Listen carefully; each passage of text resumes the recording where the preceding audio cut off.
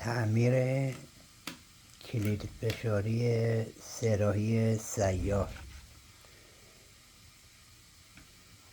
برای اینکه زیاد هزینه نکنید، الان این کلید کار نمی کند. وقتی کار نمی کند بالطبع پریز ها هم هیچ کدوم کار نمی کند. برای تعمیر این نیازی به باز کردن این سه‌راهی ندارید. تنها راهش یک پیچ پشتی، بغل دو کلید 2 تا خار وجود داره. اولین خار رو آزاد میکنیم،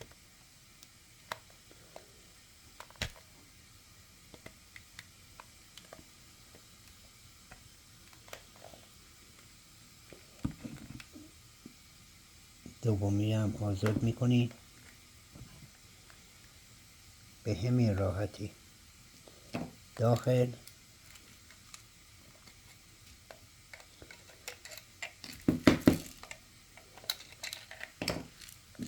دو تا پنر دارد. خب اما داخلی میبینید چیزی نداره.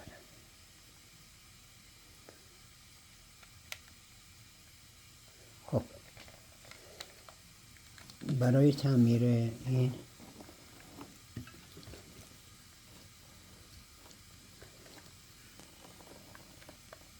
اگر بتوان داخل را نشون داد،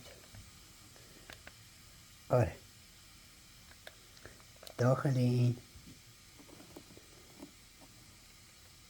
2 تا خار وجود داره. یه خار اینجا، یه خار اینجا، این هم همینطور. دگمه هایی که زیر خار میبینید، دگمه هایی را که میبینید شما ملاحظین، یکی 2 تا، این 2 ورودی به کلید هستن. خب این 2 پایه ورودی برق شما هستن.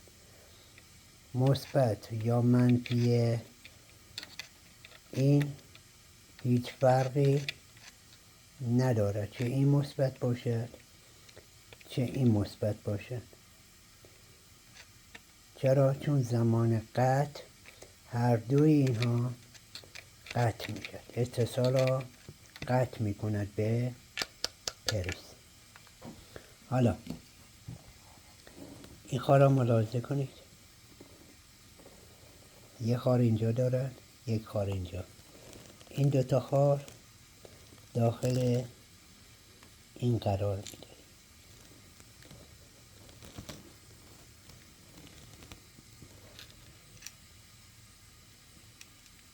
به همین راحتی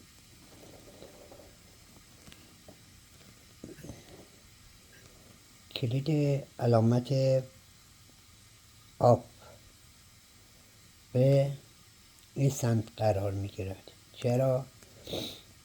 چون اینجا رو دقت کنید، این 2 تا پایه داره. این 2 پایه داخل این فنر قرار میگیرد.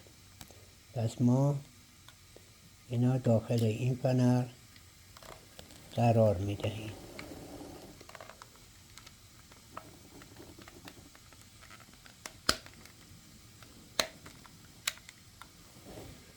دیدید که تعمیر شد به همین راحتی. حالا برای تست میریم. حالا کلیدمون تست میگیریم.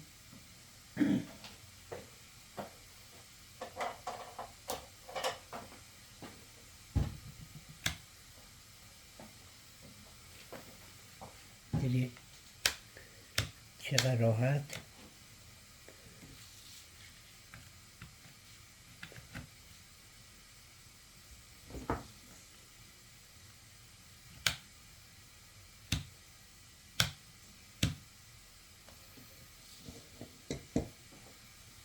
به همین راحتی ظرف کمتر از 5 دقیقه کلید پاور برق ما تعمیر شد. دیگر نیاز به خرید نو هم ندارید.